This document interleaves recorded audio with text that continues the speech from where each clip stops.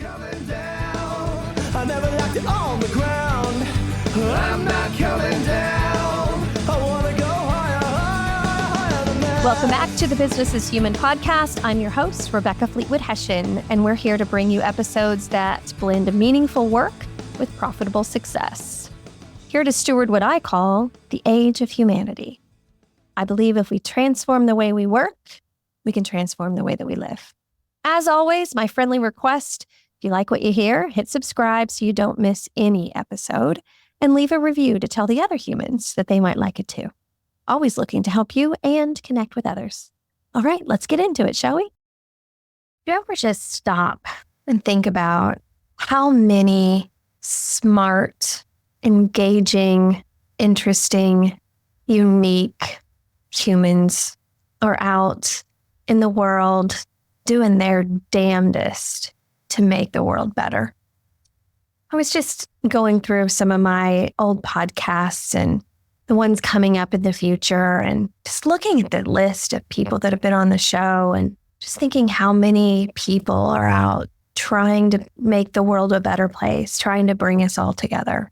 And nothing describes my next guest better than that. Frankie Russo is someone that I am connected with as a keynote speaker through a shared community that we're a part of called Impact 11. But we really hadn't had a chance to get to know one another. And I started noticing his LinkedIn post and thought, you know what? That's a guy I want to talk to. And so I dug into a little bit of his work. He's published 2 books, The Art of Why and Breaking Why, and is in the midst of writing another one called Love Your Weird that is likely going to come out next year.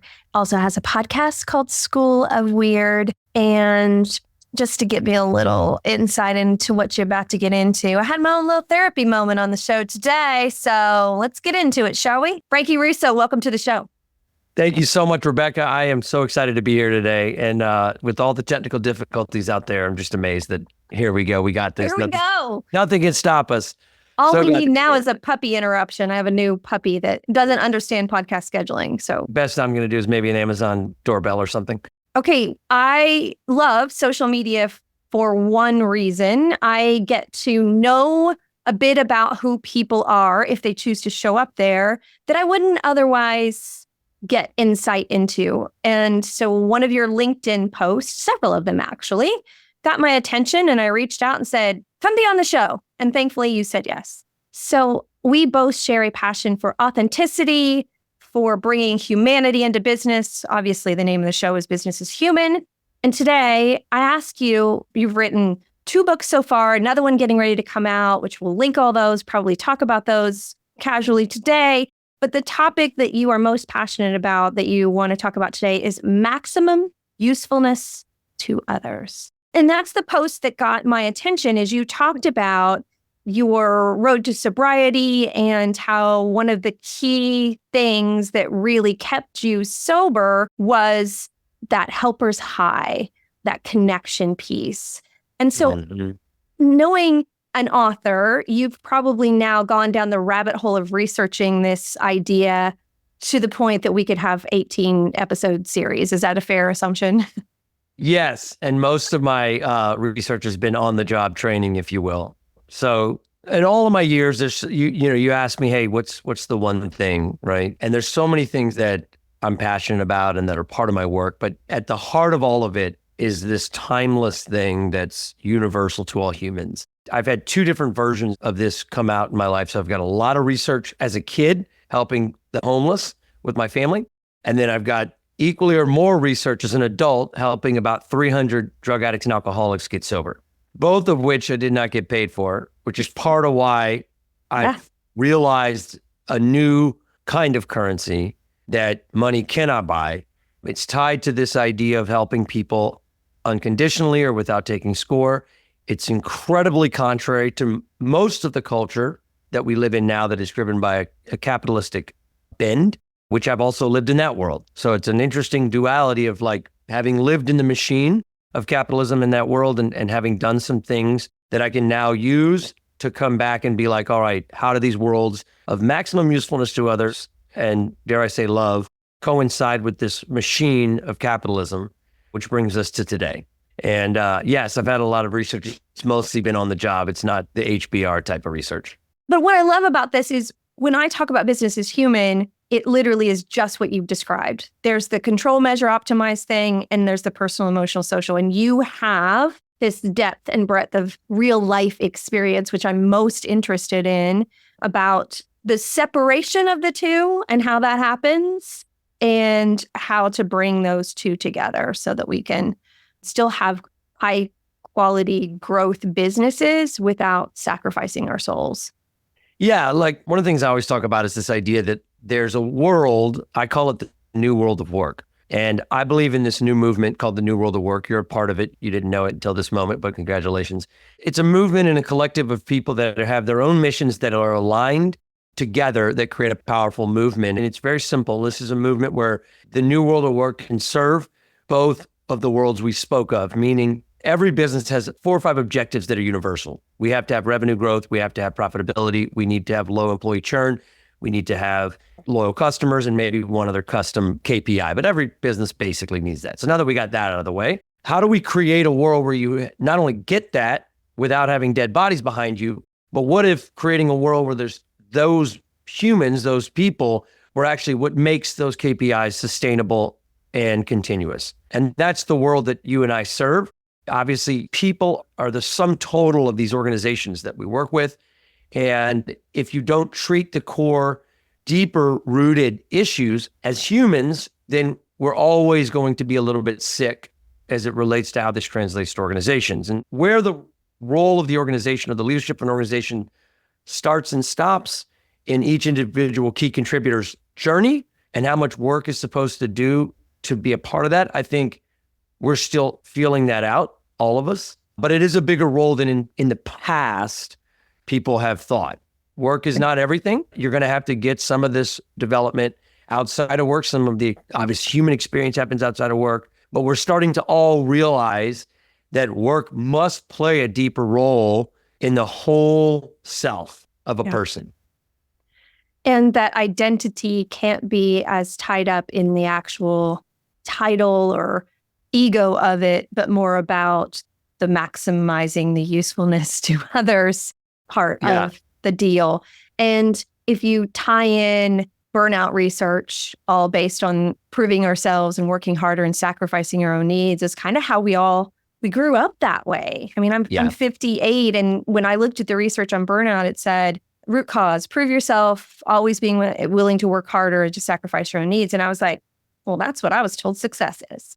And that's so as we make this shift as leaders and business owners and speakers and authors and helping others make this shift, I'm fascinated with the realization that our nervous system is always working off of patterns of the past. That's just what it does. Same equals safe, homeostasis, all that. And so what we're saying in this movement is we have to do things dramatically different in order to satisfy our human needs, meet the business needs.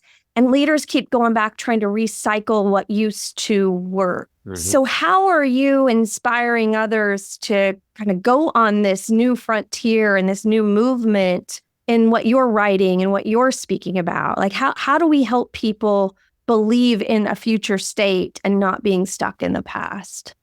Well, like anything, if you're trying to motivate someone to make a shift or a change, they have to understand the value of what they're going to get. So there's a reason why I think I was able to do the things over the last 25 years in business. Today, I realized that to get me in the room to be able to have the authority to speak to what it is that they want. So what do they want? They want money so they can have wealth, so they can have freedom, so they can have limitlessness, let's say. So if you go up into that, like everybody's being driven by this thing like security or safety or freedom or something that's driving why they show up to begin with. And so you have to be able to speak to that part of it. It has to live in both worlds. You cannot have one just utopic ideas thrown out there of like how we're going to make everything good from a personal, emotional, and social standpoint if it's not going to also align with what needs to happen in order to get money. Let's just face it. Let's call it what it is. This is about changing the relationship ultimately to money and success. So you call it burnout. What I call it is brute force. The problem I've solved today in a business setting is something I call the stagnation spiral. And the stagnation spiral is what feeds brute force. Because what happens is that like you've got, especially these organizations that have been the juggernaut for multi-decades, maybe even multi-generations. And so who is a new idea or a new person or someone that loves their weird coming in saying to them how things should be done? It's like, no, we're number one, or we have been number one. And this industry is a titan. And so that's where the mentality comes in. So it's like, okay, cool. So what is the natural state or the natural ideas that, okay, let's go back to doing what we used to do. And then when that doesn't work, let's just do more of that. That's where the brute force comes in. And then the rest, everybody else is like, well, we need this to survive. I don't want to be left behind. I don't want to not matter. I don't want to not make money for my family. So got to do what I got to do. This is just where we're at. And then over time, the whole system starts to crater. So everybody's burnout, plus the industry is dying, or plus the company is stagnating, and everyone is just trying to throw it at the wall. And we wonder why we have so much burnout and disengagement. It comes from an extended period of denial is where these spirals start. And so the opposite of denial is usually where my work starts. And that's why the first phase of my infinity growth loop and the first part of any talk I've ever given starts with getting honest. And getting honest about the problem. And the problem is kind of like what you've been talking about, what you solve. In a lot of cases, at a very broad standpoint, the problem is we're trying to use old models to continue growth, and we no longer have a workforce that is going to allow themselves to burn out the way they used to. So there's this huge gap now. And they're calling it a talent gap. But in fact, what it is a gap of what needs to change here to go from selling and promoting talent back to attracting talent. And the way that you attract something is that you have something that they want. Something of value. Which is money plus a personal, emotional, and social healthy environment that, dare I say, might even be a catalyst to grow in personal, emotional, and social, even at work. I believe that work is the perfect place to live out an impactful purpose. It doesn't have to be I cured cancer or some mountain climbing expedition. It can be that I just know who I am and I showed up and I did that well this week and it had an impact to other humans. I think, in fact, the word work and worship are the same in Hebrew, which I think is fascinating. Interesting. So let's think about the time of the year that we're in. We're in planning season for next year. People are thinking about their goals and their budgets and what's going to happen in the next year. And you say the first step in being able to get maximum usefulness to others embedded into our work, the first step is getting honest. If you're a leader out there of a team, a business, whatever it is, what would you recommend to our listeners as that first step of creating that honesty? Well, with honesty, you step into honesty and you inventory it. So the first step is inventorying what's the problem. So getting honest about the problem, and the problem's a little different for each one of us. There's some universal problems, but when you start getting more specific, it's like, okay, what is the problem that I'm facing? And the getting honest process boils down to an inventory process where you're looking at, all right, this is the problem. Okay, what can I change and what can't I change? That's one of the most important parts of the inventory, because where a lot of us get lost and also get insane and burn out is quite simple. It goes back to the simple serenity matrix, I call it. So if I want to, the opposite of serenity, the opposite of peace, the opposite of clarity is insanity. Okay. So if I want to get insane, I've figured out exactly how to do it. And most people don't wake up in the morning and say, hey, I want to get insane. But Rebecca, if you're looking to get insane, I'm going to tell you exactly how to do it. Here's how you do it. You take this list of things that you can change and this list that you can't change. And what you do is you just have used all your power to try to change the things you can't, and then just accept all the things you can't change. And within 24 to 48 hours, I guarantee, your money back guarantee, that you will be insane. And burnout will be well on its way. This happens every day in organizations. We're sitting here trying to force this stuff I can't change. We make it into brute force. And you will do it, and you will do more activity, and we will do this, and then we're going to add AI to it, and then we're going to do all this other stuff. And it's like, of course we're overwhelmed. And I was taught, hey, do a good job, otherwise you're lazy, right? Or do a good job, or otherwise you're not good enough. Or somebody will replace you. You weren't drafted into this job, all that kind of fun stuff. one of the things that happens when you start bringing maximum usefulness back into focus. So that this maximum usefulness to others, I call it stakeholders. So this others has to be in every phase. So in this get honest stage, I'm looking at this as like, am I being of maximum usefulness by working on the things I can't change? Of course not. And even with the things I can change, how do I prioritize that based on the maximum usefulness to these three stakeholders? Customers or clients or patients, depending on what industry you're in. That's number one. Number two is your colleagues, the people that you work with, the people on your teams. And number three is the community. Now, you notice I didn't mention stockholders. I didn't mention C-suite because that's not relevant. This whole model is based on the fact that if stakeholders are being helped at a maximum level, clients, customers, patients, colleagues, and the community, if these are helped at a maximum level, stockholders don't have any problems. Leaders don't have any problems. C-suite's getting their bonus. The problem becomes when we're trying to move numbers around, make stuff up, brute force, just so we can get numbers. That's the problem. And there's a lot of that going on. And it's hard to stop and get honest because it's uncomfortable. So a lot of this getting honest starts bumping up against a very, very important thing. And I'm sure this is something you talk about all the time. And that's this fear of what's going to happen if I make this shift. The fear of getting honest, the fear of stepping into this new, because most people think continuous growth comes from success. But the truth is continuous growth comes from failure. Failure is what drives continuous growth. And what is the number one fear that people have?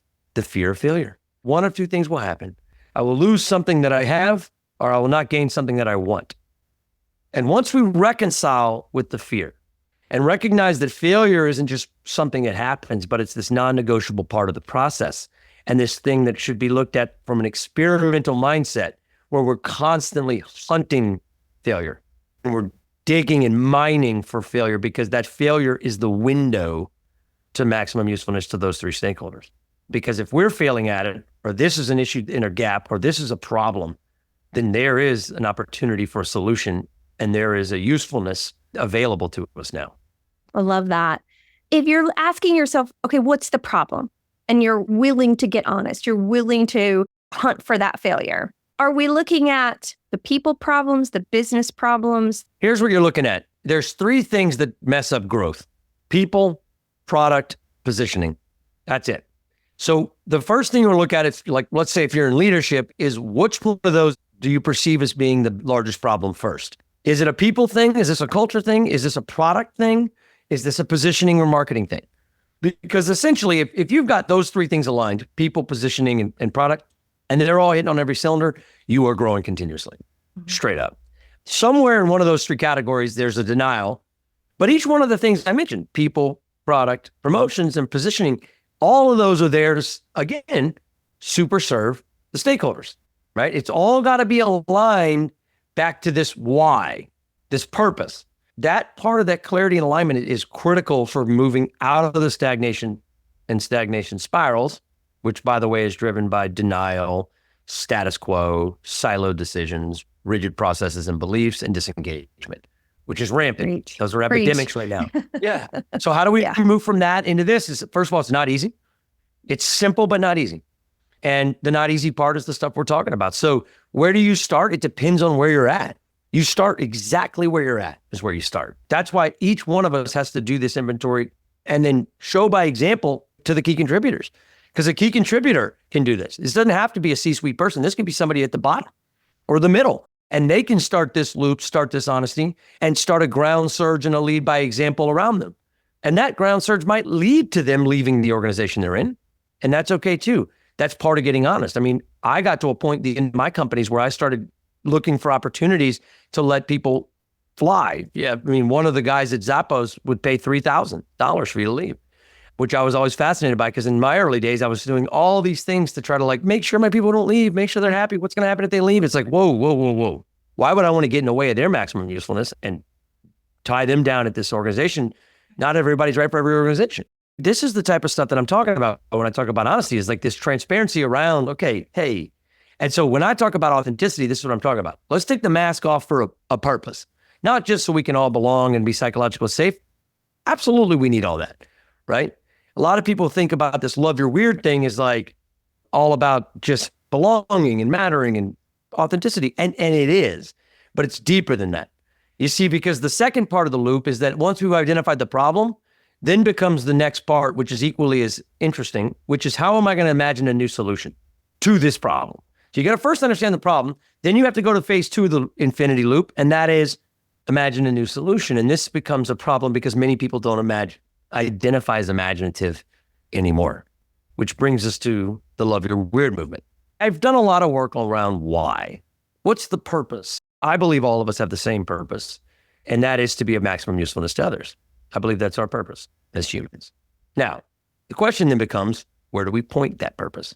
And that's why my work went from writing a couple books on purpose and why to going deeper into the weird. Because what I've found is that there's this powerful thing that's unlocked in a human, and then when it's harnessed collectively as an organization, it's unstoppable. And that is the intersection between why I'm doing what I do and my expertise and weird. At that intersection of why and weird is a powerful energy source because that's where our genius is unlocked. There's a reason why not everybody loves their weird at work. But that weird, that curiosity, that willingness to step into an imagination that does not make sense on paper at first, that is the raw gold that so many of us have abandoned. And so a lot of the work I do today is helping people reconnect with that gold genius. And the first reckoning with that is actually going back in time to when you're 5 or 6 years old.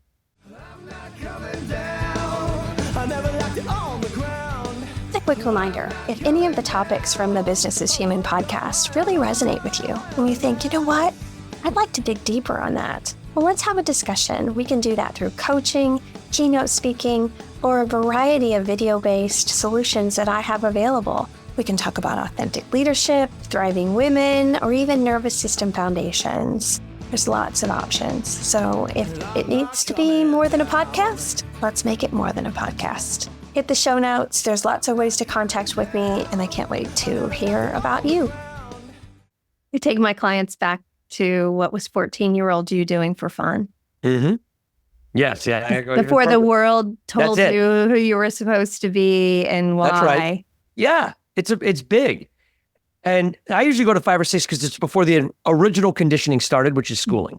The reason we don't love our weird is because of some form of conditioning, and for some of us, even worse, trauma. And it wasn't until adulthood when I started to really realize where those parts of me, this inventor, astronaut, cowboy, TV preacher, that there was more to it than I thought, especially as it related to work. And this changed everything. And when I was able to give myself permission to step into that, my imagination, my genius took fire. And then when I was able to give all of my employees the same permission, some incredible things transpired.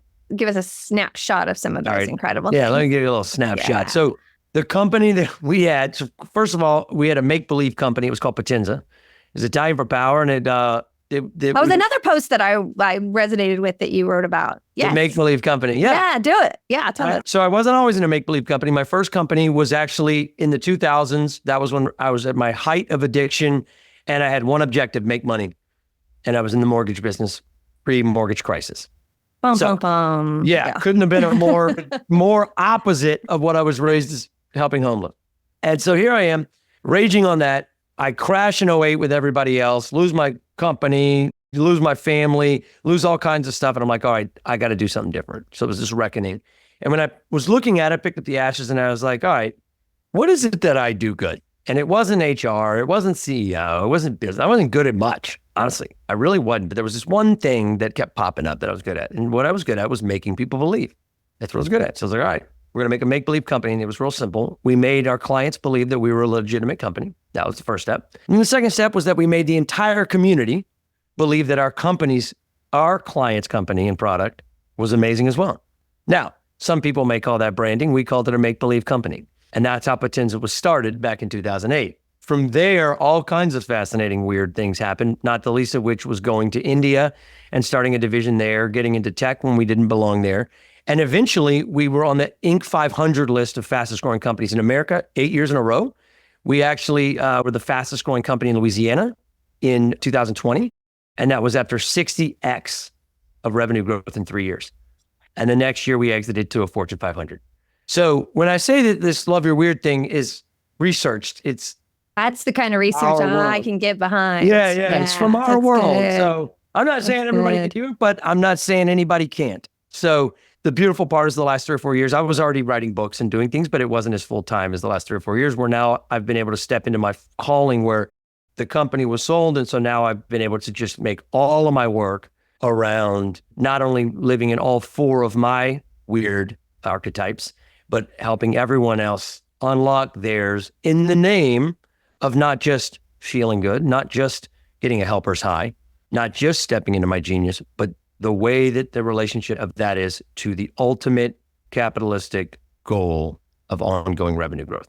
Yeah, because when business is successful, our societies are better. It's not inherently a bad thing. It's just the way it's been done that's created some bad consequences. And 2 things that you said that are still resonating with me is this movement that you said, hey, welcome, you're now in. And I have felt this also and talked similarly about that to others, that when many of us are getting these ideas that need to come out into the world, that's a spiritual thing that I love that. It's not a competition. It's we need lots of people moving more people towards this. And I'm here for it. I love it. The second thing that I'm thinking about is, and I agree, so many people don't see themselves as a creative or as creative. When you talk about imagining a new solution or imagining the problem differently is a key part of getting honest. And nothing could be further than the truth. We were all created as creators, but over time, the societal industrial age model of work and school has treated us more like machines here to produce than actual artists here to create. And what I love that you're doing by calling it out about your weirdness and who you really are and creating from that place is it's tapping into a place that so many people weren't allowed to explore at the most formative times of their lives. And I just want to fan the flame of that for our audience and say, yes, it'll be the most rewarding journey that you'll go on is to explore that weirdness within you, because it's for a purpose. And I just love watching the transformation of my clients when those lights come back on. You know, they've dimmed out for a long time, just getting through it. And then when they have this recall of who they really are and see how they can actually use it at work, it's not just like this airy fairy woo thing that's there on the side. It actually is for a purpose. That's some good stuff. Yeah. No, listen, what's wild is that what I've come to realize that like most of us we no longer felt like we had permission.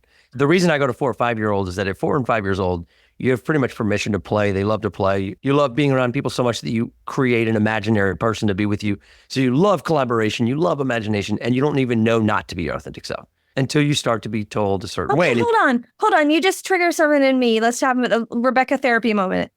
All right, Rebecca, what were you into at 5 years old? Come on. Well, I'm just realizing, because we are created to be in relationship with another to maximum impact, right? I grew up on a small farm in Southeast Indiana, and my mom had me at a ridiculously young age. And so I was raised with her brothers, which were my uncles, were more like my family because we all lived on Grandma and Pop's farm. But I spent a ton of time in the barn creating characters and friends with the animals and imaginary friends. I legit was one of those people that had imaginary friends that I would say, hey, let's go to the barn. And we would go to the barn together. What was the name of your favorite friend? Well, one of them was a sheepdog that I created this because we had all these dogs and cats and horses. Was it a talking sheepdog? I don't remember if it talked or not. I don't remember its name either. Just but knew your thoughts. The sheep. Oh my God, Frankie! I carried around a leash and pretended that it was on the leash, and my mom let me do it and didn't send me off to the crazy farm, thankfully. But I am just having this realization that I created my own community because I didn't have one out on the farm. I didn't live in a neighborhood with kids stopping by, and so I created a community for myself. Of course you did. That's good shit, Frank. Yeah, there you go. Okay. Yeah, so here's what it is. So and we could do this for a long time, and I hope we will. But here's the deal. That kid, the thing about that's consistent, like for you was talking sheepdogs and all kinds of other fun stuff that you created, but if you go back through your life and you look at the moments that you were just the most alive as an adult, you didn't realize it if you look at it from this lens, but in those moments, so many of them were because you were tapping back into that original DNA. You didn't know it or why it was so big, but it was big. And it's why, like, when you create community with your clients, or you create community with your work, or you create community with me, you light up all of a sudden. And like, no matter what's going on in your life, which is all kinds of dumb shit, I'm sure, you're good, even for a moment. And when I talk about this like helper's high, it's because I've gone from drug addiction to becoming addicted to these moments. The moments we're having right now, I try to have 4 or 5 of these a day because I'm that kind of addict. All right. And so I call it the limitless drug. The limitless drug is being able to be in these moments with humans at their most real, authentic, raw, true selves, where I have become a ambassador for permission. Because here's what I've come to realize. When you have permission, and so many of us become entrepreneurs just to be able to have this permission, not realizing it, but that you don't have to be an entrepreneur to get this permission. We can create this in a corporate setting, but when you have permission to be that, dare I say, ridiculous version of Rebecca that creates and talks to fake sheepdogs, okay? There's something that comes alive that can then be harnessed for limitless possibilities. Because now all of a sudden we're in a space right in this moment where you feel safe, you feel seen, and you feel like you have permission to show up however we want, and nobody can stop us. And one consistent thing, whether you're a mad scientist like me or a sheep herding dog, fake dog herder like you, there's one consistent thing with all the billions of humans. And that is that in that moment, at 5 years old, you believed that it was possible. You believed that that was possible until someone told you it wasn't. And we're stepping into a world where things that we never thought were possible are as simple as a 1-sentence prompt into a machine, and a Hollywood movie scene is created. You think about this. Think about the world we're stepping into. Part of this new world of work includes a new species that has been unleashed, artificial intelligence. So think about it. I've done a lot of work around this idea of like, what should be our compass in navigating this AI and machine revolution? And I believe our compass must be our weird. It must be our weird, because that's the closest mentality that could be prepared for what we're stepping into. Because now you look around, it is possible now. Things that we never thought were possible. So the best mentality to have is actually the sheepdog talking, herding Rebecca going into this, like straight up. And it sounds ridiculous, but like, think about it as like, we're sitting here wondering, why are we stagnating? Why are we not growing? Why don't we have any new ideas? Because we haven't given ourselves permission to tap back into that raw genius that everyone has. I'm sure you're a school advocate for schools and reform. Did you see the NASA study with George Land? Have you seen that one? Tell me more about it and see if it clicks. Okay. They gave a NASA test to 5-year-olds. Oh, yeah. Okay. Now, most people use that test because it's like, oh, wow, this is what schools do. They dumb down your kids to go from 98% geniuses at 5. All of a sudden, even at 10 years old, it's at 30, 15, they're 12. And adults, it's 2%. The genius is always there, but it's not learned. You don't learn your genius. You don't learn creativity. You unlearn it. And so all we have to do is retake, if you will, the conditions. If the conditions are what made us lose our genius, then we should be able to change the conditions back and the genius will come out. Yeah, we just have to rediscover it. And it's as simple as 1, getting honest about it, 2, unleashing it and allowing it, giving it permission to come out. And then 3, which is the third phase of the loop, is being willing to collaborate without boundaries. Oh, yeah. Collaborating without boundaries is how the collective genius comes together and, at least for a time, is willing to get messy, willing to break some things, willing to go beyond silos. And even if I don't know how I'm going to get paid, because that's one of the biggest silos of all. It's like, oh, I don't get paid. Absolutely. My pay plan doesn't go to that. And then all of a sudden we get addicted to this, like, only strategy out there is fixing pay plans and moving pay plans around. It's like, nope, that's not going to solve it. You will never be able to fix the pay plans fast enough to get out of the stagnation spiral. And if you think that the beat down from AI is bad now, we've seen nothing yet. And so you take those two things, a new species that's replacing talent in some cases, and the stagnation spiral that most companies find themselves in, and most industries that are changing and not innovating fast enough. And you put those two worlds together, and we've got a very interesting next 5 years. Agreed. I'm excited about it. Oh, yeah, you're Yeah. here because you're a weirdo. I spent 20 years with the Franklin Covey organization. I've taken every personality profile, every assessment, every 360, everyone known to man, and done a lot of self-assessment. And then when I left that to start my own business, I continued down the path of what are my unique gifts and talents and trying to shed off what I was told was that I needed to be. I literally left a very well-paying job that I'd been at for 20 years for more creative freedom. That's exactly why I left. And what I recognized in that time of, okay, what am I going to do with as this company? What is it going to be if it's based on my unique gifts and talents? I knew through all of that work that it was about building community in some way. And I knew it was about connection. I knew that. And I could give you a million stories about why I know that. But that in the barn as an imagining child, that's the first time that has popped up as all the way back there, I created my own little community in the barn. That's right. No matter how many tools we have, no matter how many things we try to create, if each person's not willing to show up as their whole self, we can't connect. And if there's an environment and a culture where masks are basically part of the pretense in order to keep your job, in order to stay afloat, in order to check the boxes, as long as that's happening, we can't even get started. That's why it always goes back to getting honest.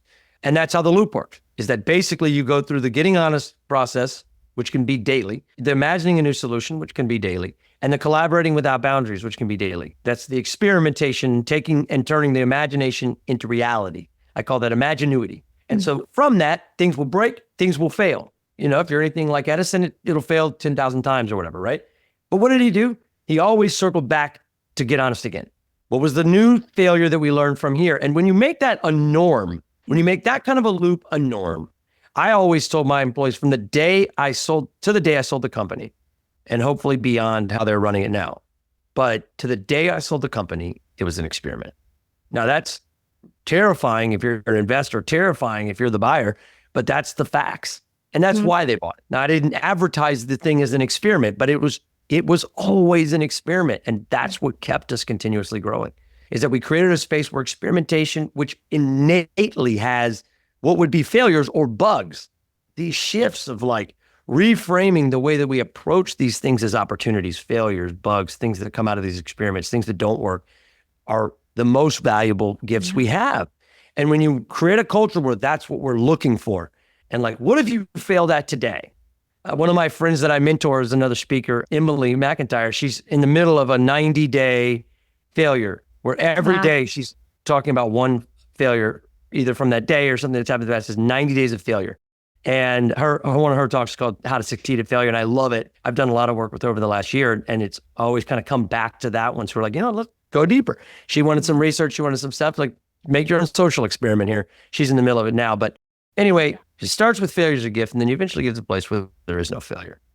And when there is no failure, that's a really incredible place to be and build from. And when you have people, HR, culture team, where failure is not a thing, when you have a product team where failure is not a thing, and you have a positioning team where failure is not a thing, that is an alignment second to none of any organization. And you've seen it over time, but you have to stay in it. The key is that it's an infinity loop because it never stops. You don't get out of the loop unless you fall out. And choose to let go.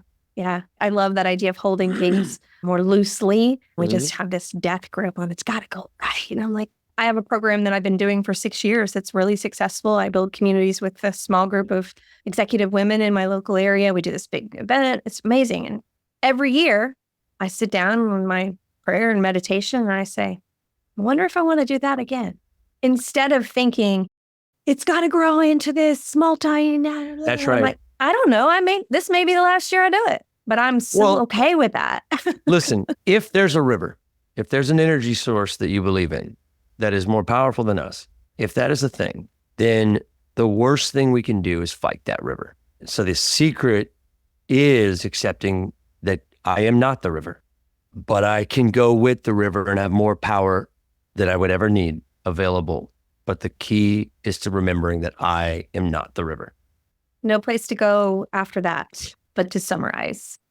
So if I'm a listener of this episode, I'm going to get honest with myself. about who I am, right? Find my weird. So whether you're leading the organization or you're showing up in procurement, just whoever's listening, get honest. Find your weird. And your book comes out when to help them with that? That's going to come out next year. I got a little slowed down. My speaking career really heated up this year. And so I did not try to force the river, and Love Your Weird's going to come out when it comes out, but it's definitely going to be next year. Amen. So follow you, because your LinkedIn post alone will help with that. And the follow-up to Find Your Weird that I noted that I think is really, and you called it your raw genius, is that weirdness within you, is then have the audacity to believe it. Because I think that happens too. We find this thing about us that's kind of weird, and we kind of like, is it really worthy? It starts with identifying it, then it moves to belief, and then it's about having the conviction to act in accordance with that belief. Okay, we're friends now. Now we've had a therapy moment for Rebecca on the podcast. So now we're at a new level of friends. Your website, you can find all your stuff, The Art of Why, Breaking Why, and soon to be released, Love Your Weird. There you go. Book you for a keynote. And also the School if there's of a Weird. spot. Oh, the School of Weird. The School of Weird is my second podcast. We used to have the School of Why. Now we're the School of Weird. We're in our first season. So yeah, all that's there. Just Google Frankie Russo and it'll come up. Oh, hitting subscribe to that as soon as we You'll recognize some of your friends on there. That's awesome. That's awesome. This has been delightful. I hope you will come back when Love Your Weird comes out and help us celebrate that with you. You are an important part of this movement that we're in, and I am really appreciative of you coming in on the show today to help our listeners get involved. Thank you. It's my pleasure, Rebecca. I am so excited to have this time with you, and can't wait to do more. I'm not coming down. I never liked it on the ground. I'm not coming down. Thanks for being here. You can follow us on Instagram, Business is Human, or TikTok, Rebecca Fleetwood Hession. It's a great way to share some of the clips with your colleagues and friends. All right. Make it a great day. Love you, mean it.